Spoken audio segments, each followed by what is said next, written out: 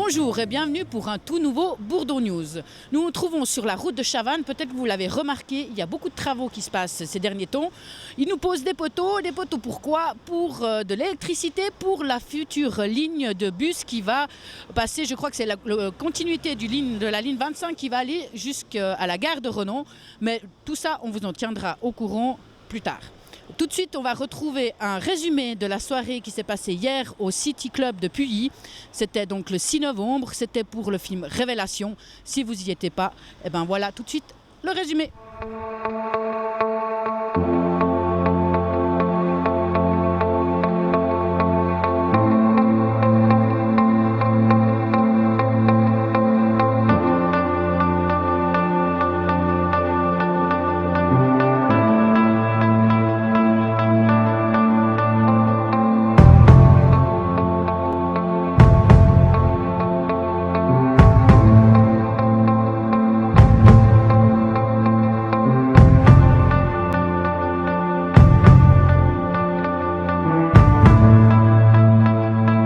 C'est un court-métrage en fait qui a pris forme et pied et naissance et tout ce que vous voulez grâce à la collaboration de 4 partenaires importants. Voilà, bonsoir.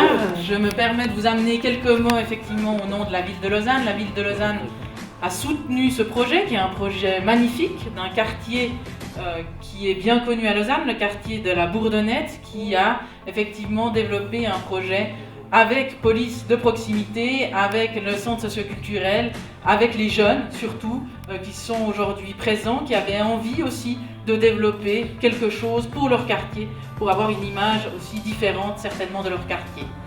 Ça s'inscrivait parfaitement et ça s'inscrit toujours dans le cadre de la campagne d'éducation Moi et les autres, campagne lausannoise qui a duré 9 mois de septembre 2012 à juin 2013. Donc je vous souhaite une bonne projection et puis soyez fiers et soyez aussi conscients des messages que vous avez apportés dans le domaine de l'éducation et le respect dans les prochaines années puisqu'elle s'offre à vous.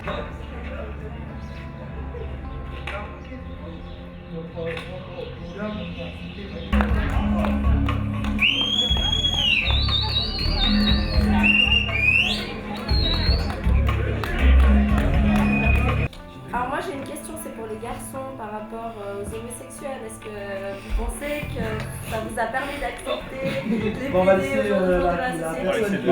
Tu peux répéter la question? Est-ce que tu acceptes les homosexuels? Personnellement, est-ce que tu acceptes les homosexuels aujourd'hui? Personnellement? Ouais. On n'a pas à accepter ou pas, ils sont là, tu fais quoi? Tu veux les exterminer à part? Non, mais tu les regardes avec moins de mépris peut-être. J'entends pas. Tu les regardes avec moins de mépris peut-être. Non, ça n'a rien changé. Moi, c'était justement parce que déjà, c'est moi qui a proposé cette idée, c'est moi qui a voulu jouer ce rôle-là. Donc, c'est pour montrer un peu, tu vois, comment ils sont vraiment vus par vraiment la société actuellement. Tu vois, c'est pas qu'un film, c'est vraiment pour montrer comment c'est en fait. Voilà.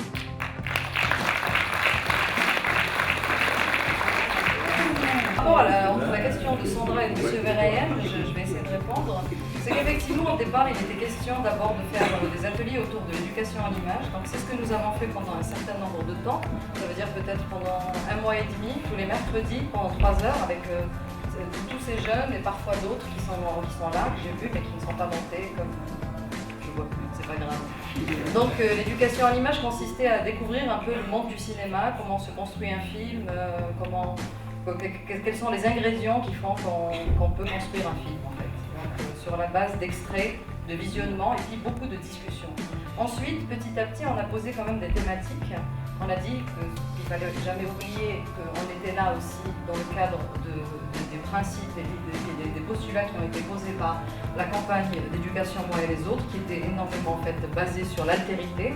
Donc qui je suis, qui est l'autre, comment je réagis à la différence, comment je peux fabriquer une place dans la société, qu'est-ce qui me dérange, etc. Un certain nombre de choses que nous avons posées, sur lesquelles nous avons discuté. Et puis j'ai appelé en fait toutes les personnes ici à imaginer des petites histoires qui traitent de ces thématiques-là, en s'inspirant un peu de leur vécu ou alors du vécu de personnes qu'ils connaissent ou alors en se basant complètement sur leur imaginaire. Donc, comme disait Sandra tout à l'heure, chacun d'eux, je crois qu'en grande majorité, a écrit. Donc nous avons fait des exercices carrément d'écriture, précédés de méditation même.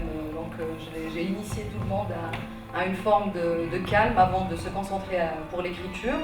Et puis ces écritures-là individuelles, on les a confrontées. Donc ces petites histoires racontées, écrites par chacun et chacune, on les a pris. Toutes ces histoires, on les a donc découvertes ensemble, parce qu'elles ont été écrites individuellement, on les a rendues collectives, puis après on a fait des choix sur ce qui nous paraissait le plus percutant et le plus intéressant.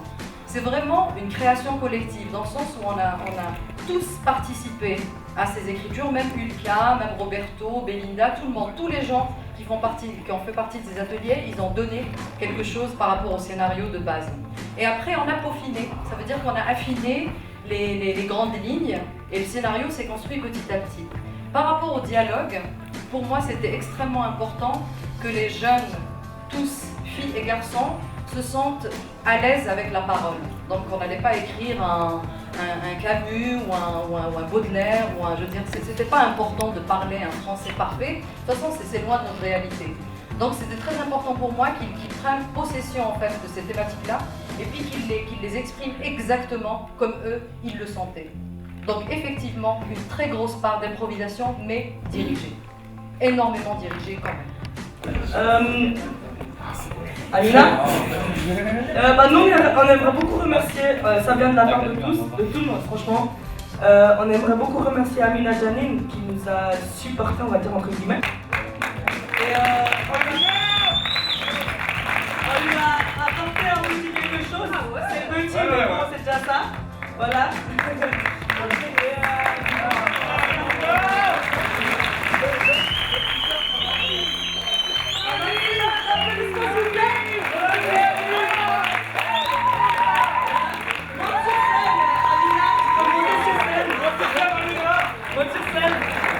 J'aimerais qu'on l'applaudisse encore une fois.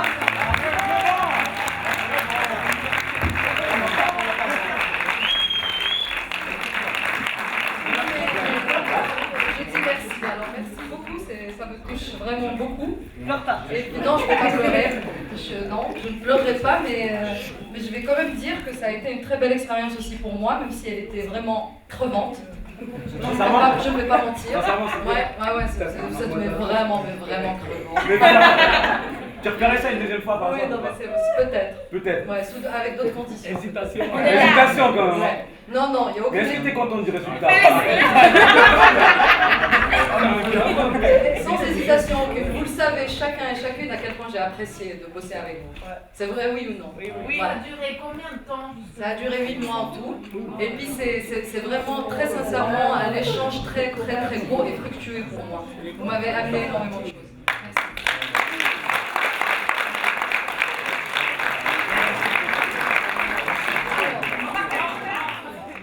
Tout de suite, on retrouve Madame Gachet qui a une petite annonce à nous faire pour les repas communautaires.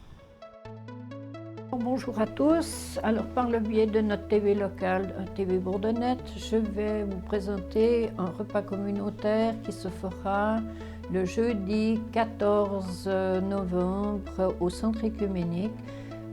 Pour ce menu, nous allons faire une salade de thon qui est préparée par une habitante du quartier. Et cette salade de thon consiste en pommes de terre, thon, olives et différentes autres choses dans notre salade. Vous êtes cordialement tous invités, bien sûr, et le prix est à discuter au moment du repas.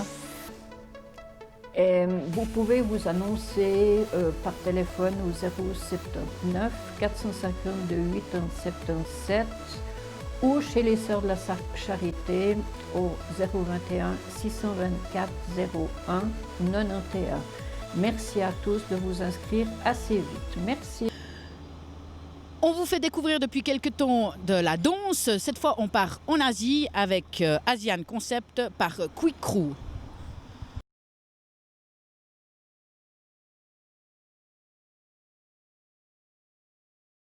お主と明日一騎打ちでいこう。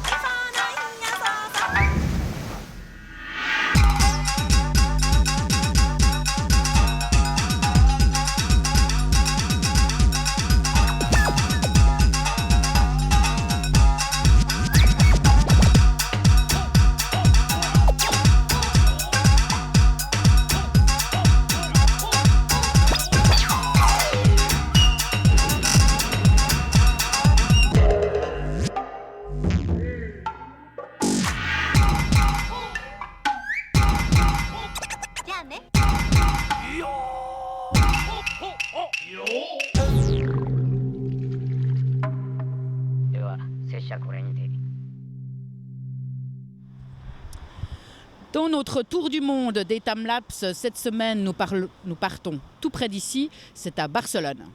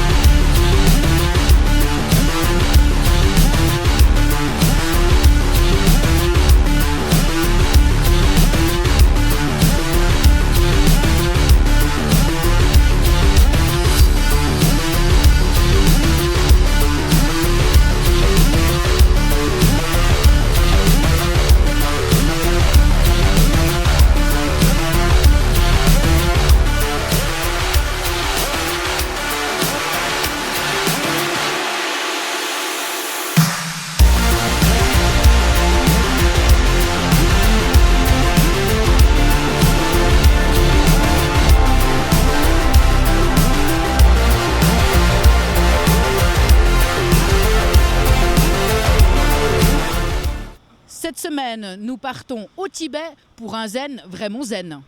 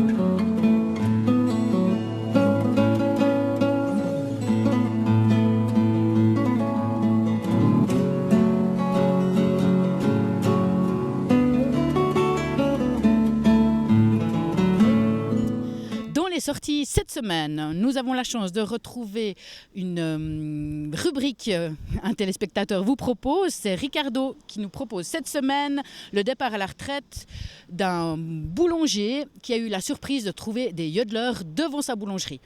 Donc on vous laissera découvrir ça.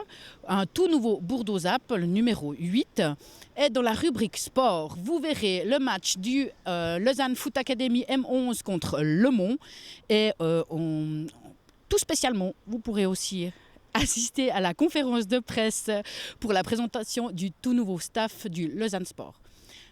C'est comme ça que ça se finit cette semaine. On vous retrouve la semaine prochaine. Allez, ciao!